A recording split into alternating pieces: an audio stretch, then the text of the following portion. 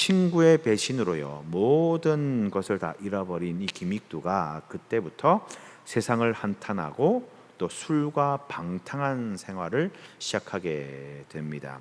세상에 대한 울분과 화가 그 마음 가운데 가득해가지고요 이 화를 참지 못하고 길 가는 사람마다 기분 나쁘면 시비를 걸고요 또 폭력을 가하고 사람들에게 이 위험을 가하는 그런 인물로 변하게 됩니다. 장터가 있잖아요. 장터가 돼 있어가지고 장날만 되면 이 장사하는 사람들을 보면 화가 나는 거예요. 아, 내가 장사할 때는 잘 되는데 제 사람들 보니까 너무나 화가 나는 거예요. 그래서 장터를 다 뒤엎고 폭력을 휘두르면서 그렇게 이 사람들을 못 살게 굴었다고 합니다. 오죽했으면 이 상인들이요, 이제 장터에 있어 일하는 상인들이 이 성황당에 가가지고 오늘은 제발 김익두 좀 안 만나게 해주세요라고 빌 정도로 그렇게 동네의 그 지역에 큰 문제거리였다고 합니다. 네. 그렇게 방탕한 생활을 하던 어느 날 장터에서 이제 전도를 하고 계시는 한 여자 선교사님을 만나게 되었습니다. 이 여자 선교사님께서요 열심히 이제 전단지를 나눠주면서 예수를 믿으라고 예수님만이 유일한 생명이다 이러면서 전도를 하는데 이 김익두를 모르잖아요. 이 선교사님이 이 김익두에게도 이 전도지를 주면서 복음을 전한 것입니다. 이에 그 모습과 그런 열심이 너무나 빈정상하고 마음이 이제 마음속에 화가 나서 그 받은 전도지를 가지고 코를 풀고 바닥에 내버린 거예요. 그것을 본 이 여선교사님이 김익두에게 이렇게 말을 했다고 합니다. 청년, 전도지로 코 풀면 코가 썩어요. 이렇게 말했다고 합니다. 여러분, 김익두의 코가 썩었을까요? 안 썩었을까요? 네. 그런 내용은 없습니다. 썩었는지 모르겠는데 어쨌든 다시 선교사님이 전도지를 주면서 이제 꼭 읽어보라고 그렇게 권면을 한 거죠. 전도지를 전하는 이 여선교사의 이 권면에 콧방구를 끼면서 그냥 전도지를 구겨서 주머니에 넣고 욕을 하면서 그 자리를 떠나 버렸다고 합니다. 집에 와서 이제 우연히 넣어놓았던 그 종이 쪼가리를 발견하게 되고 이 김익두가 전도지를 무심코 이렇게 읽게 되었습니다. 자, 그런데 전도지의 내용 중에 딱 한 구절이 그의 마음에 크게 와닿았다고 합니다. 그게 뭐냐면 주의 말씀은 세세토록 있느니라 라고 하는 이 말씀이었습니다. 세세토록 있다. 세세토록이라고 하는 이 단어가요 그의 눈에 확 들어온 거죠. 지금은 세세토록이라고 쓰지 않고 영원토록이라고 쓰잖아요. 영원하다라고 하는 그 말, 이 말이 무엇일까를 이제 고민하고 생각하게 된 거죠. 불교의 기위에 섰을 때에 말하는 그 윤회, 영원히 생명이 이제 반복되는 윤회와는 좀 전혀 다른 의미라는 것을 알게 되고 그 세세토록이라고 하는 말이 뭘까 계속 고민을 하면서 밤잠을 설쳐가며 몇 날 며칠 동안을 이 세세토록이라고 하는 단어가 그를 괴롭혔다라는 것입니다. 그렇게 고민과 그런 괴롭던 그런 찰나에 친구 중에 예수님을 잘 믿고 전도를 열심히 하던 박태환이라고 하는 분이 계셨습니다. 이분이 나중에 이제 후암교회의 장로님이 되시는데 이 박태환이라고 하는 친구가 찾아와가지고 이 김익두에게 부흥회가 있는데 부흥회를 같이 가보지 않겠느냐라고 그렇게 이제 권유를 한 거지요. 그 권유에 못 이기는 척 부흥회에 참석하게 되었는데 그게 1900년에 있었던 이 금산교회의 금산부흥회였다고 합니다. 네. 그때 김익두 이분이요 자신의 죄를 끊임없이 고백하면서 이 성령을 체험하고 성령을 그때 경험하게 된 거지요. 그러면서 그 삶이요 완전히 바뀌게 됩니다. 술 주전뱅이고 깡패였던 그 사람이 매일매일 말씀과 기도의 삶을 살아가기 시작합니다. 깽판을 치던 장터에 사람들을 찾아다니며 그동안의 일을 사과하고 죄송합니다, 잘못했습니다라고 용서를 구하더라라는 거지요. 네. 근데 사람들의 생각이 어떻겠습니까? 그렇게 스스로 변화된 모습으로 이제 새로운 삶을 살아가려고 하는데 주변 사람들이 그를 잘 믿지 않잖아요. 이 김익두가 또 어떤 또 계략을 머리 좋은 김익두가 어떤 또 이 계책을 꾸며가지고 이것을 빌미로 어떤 또 깽판을 칠까? 어떤 또 트집을 잡을까, 그렇게 의심의 눈초리를 계속 기믹도를 바라보는 거예요. 그렇게 하루가 지나고 한 달이 지나고 6개월이 지나고 1년이 지나고 수년이 지난 후에 조금씩 이 기믹도를 바라보는 시선들이 변화되게 되는 겁니다. 매일 나가서 깽판을 치던 그 장터의 거리를 깨끗하게 청소하고 사람들을 만나면 반갑게 인사하고 이 사람들 간의 분쟁과 다툼이 있을 때에 먼저 나서서 그것을 중재하고, 그리고 계속해서 자신의 잘못을 돌보면서 그때는 죄송했습니다 끊임없이 사과하는 그 모습을 보면서 이 사람들이 이제 이 김익두가 변화됐구나, 새로운 사람이 되었구나라는 것을 인정하게 되었습니다. 그리고 이후에 평양신학교에 들어가게 되고 이제 목사님이 되어서 놀라운 사명을 감당하게 되었습니다. 이 김익두 목사님의 별명이 치료하는 호랑이라는 별명이 있다고 이야기를 해요. 말씀을 전할 때는 폭풍 같은 그런 강력한 말씀을 선포하고 또 치유의 역사도 바라면서 놀라운 기적을 일으키는 귀하게 쓰임 받는 그런 귀한 사명자가 되었습니다. 자, 김익두 목사님의 말씀을 드리는 것은요, 그가 어떤 능력을 행했다, 그가 과거에 이런 사람이었다, 또 이렇게 변화되었다라고 하는 것을 말씀드리는 것이 아니라 김익두 목사님 자신이 나는 변화되었습니다, 나는 새로운 사람이 되었습니다 라고 내가 예수님을 믿고 달라졌다라고 말하고 다닌 것이 아니다라는 것을 여러분들에게 말씀드리고 싶은 겁니다. 스스로 내 입술로 나는 변화된 사람이야, 예수를 믿음으로 말미암아 새롭게 되었어, 그런 내 입술로 말하고 다닌 것이 아니라 그 행동과 삶이 달라지면서 주변의 사람들이 그를 인정했다라는 것이 중요한 사실입니다. 여러분, 우리의 모습을 누가 제일 잘 압니까? 우리의 모습을 누가 제일 잘 아나요? 가족이 제일 잘 알잖아요. 나와 함께 일하는 사람들이 제일 잘 알고요, 가장 가깝게 있는 사람들이 제일 잘 압니다. 같은 교회 식구들이 우리의 모습을 잘 압니다. 그러니 예수 믿더니 저 사람은 달라졌어 라고 하는 것은요, 내 입술이 아닌 주변 사람들의, 내 옆 사람의 입에서 튀어나와야 된다는 거예요. 바로 이런 사람들의 인정이 있을 때에 내가 진짜 변화된 사람이 된다라는 것입니다. 자, 오늘 본문에 나오는 야곱도 마찬가지입니다. 우리는 야곱을 잘 압니다. 야곱에 대해서 성경 읽어보면은 야곱은 평생토록 속이는 사람이었고 빼앗는 사람이었고 뭔가를 차지하려고 하는 사람이었고 도망치려고 하는 그런 사람이었다라는 것입니다. 그런데 오늘 본문에 보니까, 오늘 본문에 마주하고 있는 이 야곱의 모습은 이전과는 전혀 새로운 사람, 전혀 다른 모습의 사람임을 알 수가 있습니다. 오늘 말씀에 보면요, 이 말씀을 잘 읽어보면 야곱이요, 내가 하나님을 만나고 잘나졌다, 그걸 직접 말하고 있지 않습니다. 하나님을 만난 사람이 어떻게 살아가는지, 변화된 자의 모습이 어떤 모습인지를 보여주고 있다라는 것이지요. 자, 여러분, 오늘 말씀을 통해 변화된 삶이 어떤 삶인가를 함께 나누려고 합니다. 또한 나에게는 과연 이런 변화가 있는가를 함께 적용해보고 점검해보는 그런 귀한 시간이 되기를 소망합니다. 자, 첫 번째, 변화된 사람은요, 더 이상 도망치는 사람이 아니다라는 것입니다. 변화된 사람은 도망하지 않습니다. 우리 33장 3절 말씀을 함께 읽도록 하겠습니다. 영상이 안 나오는 것 같으니까 우리 말씀을, 성경책을 같이 한번 읽도록 하겠습니다. 33장 3절 말씀 같이 읽습니다. 시작. 자기는 그들 앞에서 나아가되 몸을 7번 땅에 굽히며 그의 형 에서에게 가까이 가니. 자, 야곱은요, 자신을 찾아오는 형 에서와 그의 무리들을 보면서 형에게 가까이 다가갑니다. 그런데 주목해야 될 부분이 이 부분입니다. 자기는 그들 앞에서 나아가되, 이 말씀입니다. 자, 32장에 보면은 이제 라반의 삼촌 라반의 집에서 고향 땅으로 돌아오는 이 과정 가운데 이 야곱이 취했던 행동들, 형을 만나기 앞선 그의 모습들, 그가 어떻게 취하는지, 어떤 행동을 취하는지를 알 수가 있습니다. 형 에서를 만나는 것에요, 그는 굉장히 큰 두려움과 걱정을 가지고 있었던 거예요. 그래서 이 두려움을 가지고 한 가지 꾀를 냅니다. 자신이 가진 소유를 두 무리로 나눕니다. 그리고 만일 형이 어떤 한 무리를 공격하면은 나머지 한 떼를 데리고 내가 도망가야겠다, 이제 이런 계획을 가지고 있는 거지요.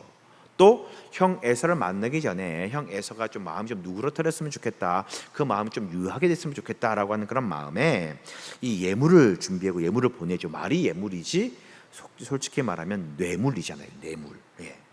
낙타, 염소, 황소, 나귀 새끼들 이렇게 막 몇 수백 마리를 세 그룹으로 나눠요. 먼저 보내고 또 시간을 두고 그 다음으로 보내고 또 세 번째 보내가지고 이 형의 마음을, 재물들을 보고 형의 마음이 누그러뜨릴까봐 좀 유해지면 좋겠다라고 하는 마음에 이제 재물들을 보냅니다. 그러면 에서는요, 야곱을 만나러 오는 그 과정에서 총 몇 번? 3번의 이 예물들을 만나게 되는 거지요. 그래서 기분이 좋아지며 막 여러분 누가 공짜로 돈을 주고 물질을 많이 나에게 뭐 선물을 주면 기분 좋잖아요. 그러면 마음이 좋아지고 기분이 좋아져서 용서해 줄 거다라고 그렇게 생각을 한 거지요. 32장에 보이는 이 야곱의 모습은 두려움과 걱정 앞에서 뒤로 숨는 자의 모습이었습니다. 어떤 방법과 꾀를 내어 가지고 이 그 방법에 숨어 가지고 상황을 살펴보고 여차하면 도망갈 그런 마음을 가지고 있던 인물이 바로 야곱이었다라는 거지요. 그런데 오늘 본문이 어떻게 이야기를 합니까? 1절과 2절을 보니까 가족을 나눕니다. 레아와 라헬 그리고 두 여종들이 있는데 이 두 여종과 그 자식들을 맨 앞에 두고요. 그 다음에 이 레아와 그 자식들을 뒤에 두고 맨 뒤에 이 라헬과 요셉을 이제 자리하게 되지요. 그러면 보통의 야곱 같으면은 이 요셉과 그리고 라헬 뒤에 서가지고 형을 맞이해야 돼야 되는데 오늘 말씀해 보니까 맨 앞으로 나가는 거지요. 가장 맨 위치, 그의 위치 맨 앞으로 나아가서 형 에서를 맞이하게 됩니다. 여러분, 이것은요 요셉에게, 야곱에게 있어서 굉장히 중요한 변화입니다. 두려움이 없어졌다? 그 말이 아니에요. 여전히 두려워합니다. 하지만 이제 도망가지 않는다라는 거예요. 이후에 형 에서와 대화한 이후에 서로 결별하고 헤어지는 장면이 나오잖아요. 숫곳이라는 곳으로 가게 됐는데 형 에서가 나와 함께 집으로 가자라고 했을 때 끝내 거부합니다. 왜? 그래도 두렵거든요. 형과 함께 같은 집으로 들어가기가 좀 무섭거든요. 두려운 마음이 여전히 남아 있었다라는 거예요. 그런데 두려움 앞에 그가 숨기보다는 이제 나아가는 사람이 되는 것입니다. 하나님을 더 신뢰하는 사람이 되는 거예요. 문제를 피해 숨기보다 하나님을 의지하고 앞으로 나아가는 사람으로 변화되더라라는 거지요. 여러분, 이게 변화된 사람의 모습입니다. 두려움과 문제 앞에 숨었다면 하나님을 만나고 변화된 사람은 이제 그 문제와 어려움 앞에 어떤 생각과 어떤 방법을 가지고 그 방법과 생각 뒤에 숨는 것이 아니라 문제 앞으로 나아가는 거예요. 어려움 앞으로 나아가는 것이요. 하나님을 믿고 의지하고 하나님의 역사를 기대하며 나아가는 것이 바로 변화된 사람의 모습이다라는 것입니다. 여러분, 그러면 우리의 모습은 어떻습니까? 걱정이 생기고요, 염려가 있을 때에 여러분 문제 앞에서 어떻게 하십니까? 도망가고 있지는 않으십니까? 관계가 어려워지면 괜히 피하고 도망가고 미루고, 그게 우리의 모습 아니겠습니까? 책임져야 할 일을 미루고 떠나는 모습 우리에게 있지 않느냐라는 것입니다. 여러분, 하나님을 만난 사람은요 결코 도망가지 않습니다. 더 이상 뒤로 숨지 않습니다. 걱정과 두려움과 문제 앞에 하나님을 의지하고 당당히 설 수 있는 용기와 그 힘이 생기는 것입니다. 평생을 뒤로 숨고 평생을 도망치고 평생 곤모와 술수를 부리던 야곱은 이제 하나님을 만나고 문제 앞에 당당히 맞설 수 있는 변화된 모습을 보이고 있다라는 것입니다. 하나님을 만난 사람, 변화된 사람은 더 이상 도망하고 사라지는, 숨는 사람이 아닌 문제와 어려움 앞에 당당하게 맞서는 사람임을 여러분 꼭 기억하시기를 축복합니다. 그리고 두 번째, 변화된 사람은요 쌓기보다는 나누려 한다라는 것입니다. 나누는 사람입니다. 자, 야곱은 끊임없이 그 인생 가운데 뭔가를 쌓으려고 했던 그런 사람입니다. 처음 출생 때부터 야곱은 어떤 모습입니까? 형 에서의 발 뒤꿈치를 잡고 태어났다고 이야기를 합니다. 앞서가려고 했습니다. 또 자라면서 형 에서가 가진 장자권을 빼앗기 위해 여러 가지 어떤 이 팥죽에 그 형의 어떤 공고함을 이용해서 팥죽 한 그릇 장자권을 팔게 만들고요, 형을 속이고 아버지를 속여서 장자의 축복을 대신 받게 됩니다. 그만큼 축복을 차지하고 싶었고 장자권을 받고 싶었고 이 은혜를 쌓고 싶었고 축복을 쌓고 싶었던 그런 사람이었습니다. 삼촌은 라반의 집에서 또 어떻습니까? 원하는 아내 라헬을 얻기 위해 노력했고요, 많은 재산을 모으기 위해 또 쉼없이 일했습니다. 야곱의 평생의 관심은요, 내 삶에 얼마나 많은 것을 쌓을 것인가, 얼마나 많은 것을 올릴 것인가, 얼마나 많은 것을 내가 차지할 것인가, 이게 그의 평생의 관심이었습니다. 그런데 오늘 본문에 보니까요, 야곱은요 형 에서에게 이렇게 말합니다. 자, 11절 말씀인데 같이 한번 읽도록 하겠습니다. 시작. 하나님이 내게 은혜를 베푸셨고 예물을 받으소서 하고 그에게 강권함에 받으니라. 형에게 자신이 먼저 보낸 예물들을 쭉 이야기를 하면서요, 하나님이 내게 은혜를 베푸셨습니다. 내 소유도 지금 많습니다. 그러니 형님께 드리는 이 예물을 꼭 받으세요. 받으십시오라고 그렇게 강권합니다. 여러분, 이 예물이라고 하는 표현이 참 중요해요. 예물이라는 표현, 이게 히브리어로 민하라고 하는 그런 단어입니다. 민하. 이게 이제 무슨 뜻이냐면요, 여러분 그 구약의 레위의 제사법에 보면은 5가지 제사 방법이 나옵니다. 5가지 5대 제사가 나오는데 이 번제, 속건제, 화목제, 소제, 그리고 속제제, 이렇게 5가지가 나와요. 이 5가지의 그 제사 중에 모두가 이 가축을 잡는, 동물을 잡고 짐승을 잡아가지고 피를 뿌리는 그런 피의 제사인데, 유일하게 딱 하나 소제라고 하는 것만이 피의 제사가 아닙니다. 곡물을 곱게 가루를 내 가지고 하나님께 올려드리는 이제 곡물의 제사가, 유일한 제사가 소제라고 하는 제사입니다. 이 소제가 히브리어로 민하라고 하는 단어입니다.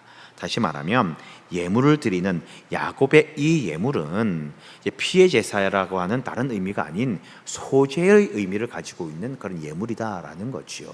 근데 여러분, 이 소제를 언제 드리느냐? 이 소제는요, 하나님께 내가 감사의 마음을 드릴 때에, 뭔가 존경을 표할 때에, 감사의 마음을 드릴 때, 뭔가 이런 어떤 그런 존경과 감사와 칭송의 의미를 포함하고 있는 것이 소제다라는 거지요. 나에게 주신 것, 내가 베풀으신 은혜들, 나에게 주셨던 축복들을 내가 감사합니다 라고 드리는 것이 바로 이 소제의 의미입니다. 다시 말해서 지금 야곱이요, 형에게 보내는 이 예물들은 바로 소제의 의미가 있는 거죠. 민하입니다. 형의 마음을 누그러뜨리고 형의 어떤 그 화를 좀 피하기 위한 그런 뇌물이 아니라 형을 향한 감사의 마음과 존경의 마음을 가지고 드리는 그 제물들, 예물들이다라는 거지요. 그러면 중요한 게 이겁니다. 왜 야곱은 형에게 감사할까? 재산을 다 모은 건 야곱이잖아요. 야곱이 어쨌든 하나님의 축복을 받고 그가 어떤 꾀를 내고 어떤 여러 가지 방법들을 통해서 그가 열심히 노력해가지고 재물을 채운 것이, 많은 부를 축적한 것은 이 바로 야곱의 방법과 야곱의 노력 때문이잖아요. 형에게 존경과 감사를 표할 이유가 없는 겁니다. 근데 왜 형에게 야곱은 감사합니다, 존경합니다, 이 의미의 예물을 드리는 것일까? 이것은요, 야곱은 이 하나님을 만나기 전과 만나기 이후에 그가 가진 재물과 소유에 대한 개념과 생각이요, 완전히 달라졌다는 것을 의미합니다. 자, 야곱이 에서를 피해서 도망간 이유가 뭡니까? 두려워서, 걱정돼서잖아요. 장자권을 대신 빼앗아 가지고 속여 가지고 대신 축복을 받아 가지고 그 두려움 때문에 이 해를 입을까 봐 도망갔습니다. 그리고 지금 여러 문제와 어려움이 있었지만 결국 많은 재물과 또 많은 자녀들, 많은 것들을 거느리고 풍요로움과 함께 고향 땅으로 돌아오는 그런 상황입니다. 이전까지 내가 생각해 보니까 내가 열심히 하고 내가 수를 내고 내가 최선을 다하여서 많은 재물과 많은 것들을 모았는데 지금 돌아와서 보니, 하나님을 만나고 보니 내가 가진 것, 누리는 것, 이 모든 것들이 장자권을 받은, 장자가 받을 특권과 은혜였구나라는 것을 깨닫게 되는 거예요. 나의 소유였고 내가 모은 모든 것이 나의 노력으로 이룬 업적이었는데 이제 내가 누려야 될 것들이 아니었다라는 것을 하나님을 만나 놓고 보니까 알게 되는 거예요. 깨닫게 되는 것입니다. 네. 여러분, 야고보와 장제 축복을 받고 난 다음에 도망자가 됩니다.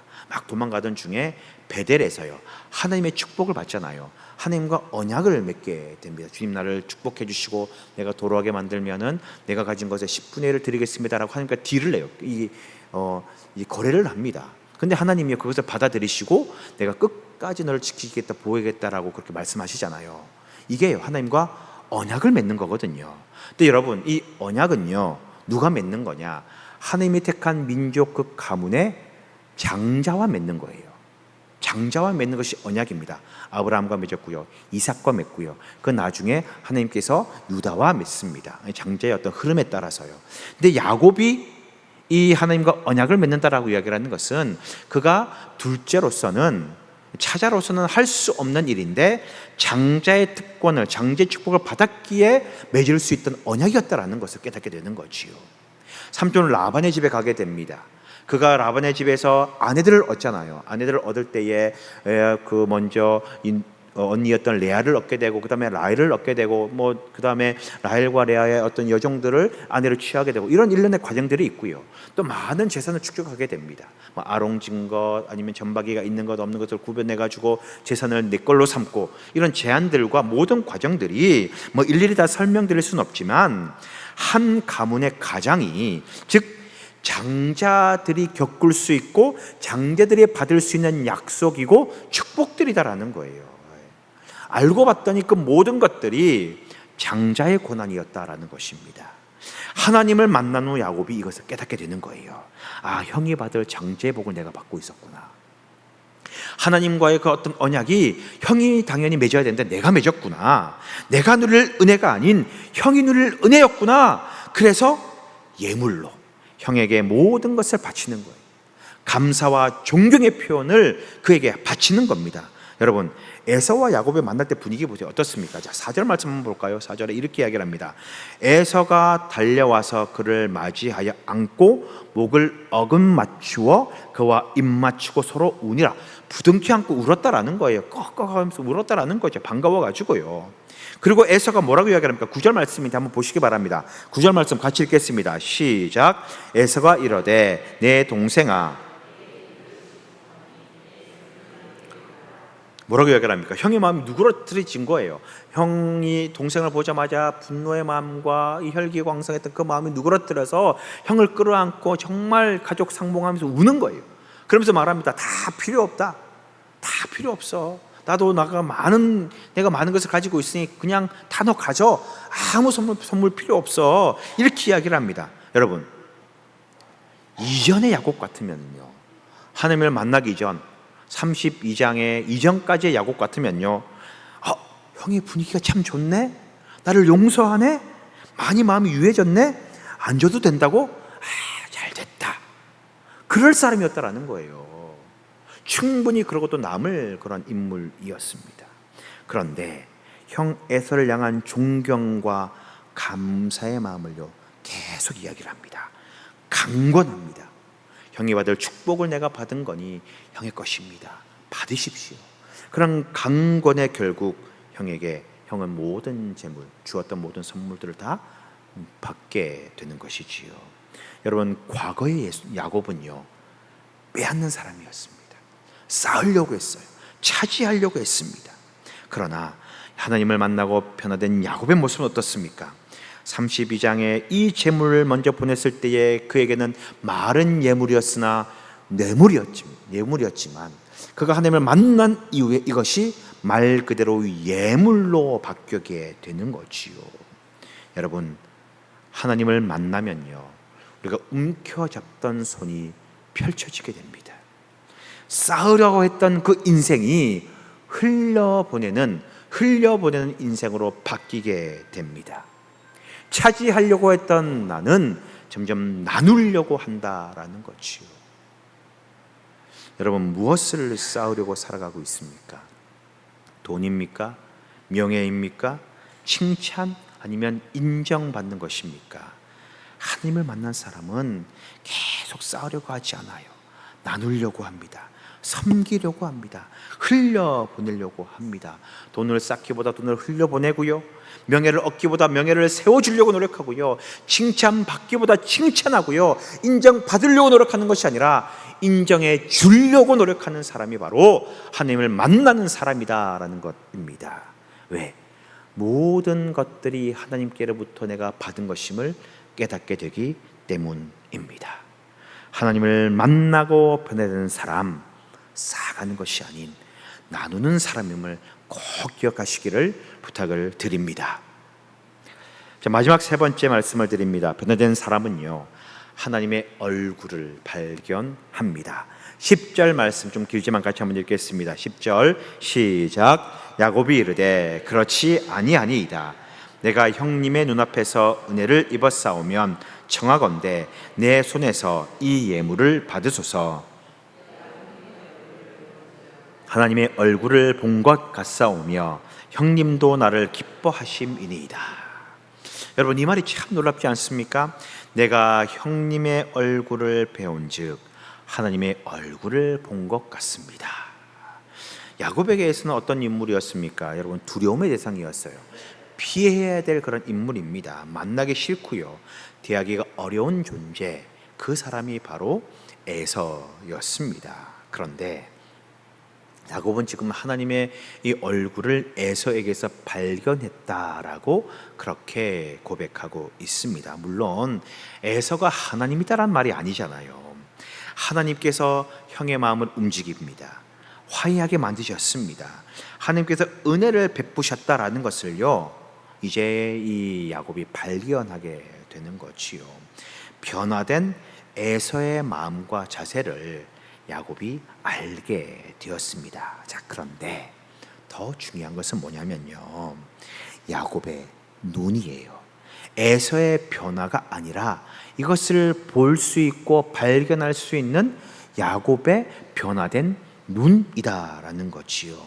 형 에서를 바라보는 야곱의 시선이 바뀝니다. 전에는 두려움과 아픔과 걱정과 상처를 그 얼굴에서 보았다면 이제 형에게 역사하시는 하나님을 이제 야곱은 발견하는 거예요. 여러분, 이게 정말 중요한 변화입니다.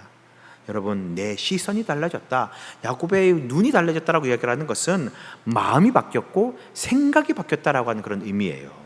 이전에는 상황을 보고 현상을 보고 사람을 보고 문제를 보고 어려움을 보았다면 이제는 상황 속에 역사하시는 하나님을 발견하는 거예요. 문제 속에서 일하시는 하나님을 볼 수 있게 되는 겁니다. 사람에게 역사하시는 성령님을 깨닫게 되는 거예요. 여러분, 이게 정말 중요합니다. 우리가 하나님을 만난 사람이라면 모든 상황과 문제와 어려움 앞에 왜 하나님이 이런 문제와 상황과 어려움을 주실까, 어떤 역사를 이루어 가실까, 이걸 발견할 수 있어야 된다는 거지요. 여러분, 우리 마찬가지예요. 교회 안에서, 가정에서, 직장에서, 공동체 안에서 무엇을 보고 무엇을 느끼고 무엇을 여러분 경험하고 계십니까? 어디에 시선이 향하고 계십니까? 사람의 허물만 보고 계십니까? 가정 안에 상처만 바라보고 계십니까? 교회 안에 문제를 바라보고 계십니까? 불평과 불만만 여러분 생각하고 계십니까? 하나님을 만난 사람은요, 사람들 가운데서요 하나님을 발견해요. 문제와 상황과 어려움 가운데서 하나님의 일하심을 경험합니다. 완벽한 사람은 없지만 그러나 완벽하지 않은 사람을 운영하시는 하나님, 완벽하신 하나님을 이제 보는 거예요. 바뀌는 겁니다. 보는 눈이 변화되는 거예요. 눈이 바뀌니 발견하는 것이 달라지는 거예요. 여러분, 하나님을 만나고 변화된 사람은 이전과 다른 시각, 다른 생각을 가지고 살아갑니다. 그리고 모든 상황 속에서 하나님의 얼굴을 발견하게 되는 것입니다. 자, 여러분, 이제 말씀을 좀 정리합니다. 야곱은요, 하나님을 만났습니다. 그리고 오늘 말씀에 보니까 이 만남이 그냥 말로만 만났다, 내가 변화됐다는 게 아니라 정말 참된 만남이었음을 보여줍니다. 변화된 사람에게는 증거가 있어요. 문제와 어려움 앞에 도망하지 않습니다. 쌓기보다는 나누려고 하지요. 사람들 가운데 상황 속에서 하나님의 얼굴을 발견합니다. 중요한 것은 내가 변했습니다, 나 이제 새 사람 되었어, 그게 말하는 게 아니에요. 내 삶의 변화의 증거들이 나타나는 거예요. 하나님을 만난 사람은요, 말로 증명하지 않습니다. 삶으로 증명합니다. 여러분, 우리의 삶은 어떤 변화의 증거들이 있습니까? 내 삶은 어떤 변화의 삶을 살아가고 있습니까? 나는 도망하는 사람입니까? 맞서 싸우는 사람입니까? 내 것만 쌓으려고 하는 사람입니까? 아니면 나누고 풀고 흘려보내려고 하는 사람입니까? 아니면 나는 문제와 불평과 어려움을 보는 사람인가? 아니면 그 안에 역사하시는 하나님의 얼굴을 보는 사람입니까?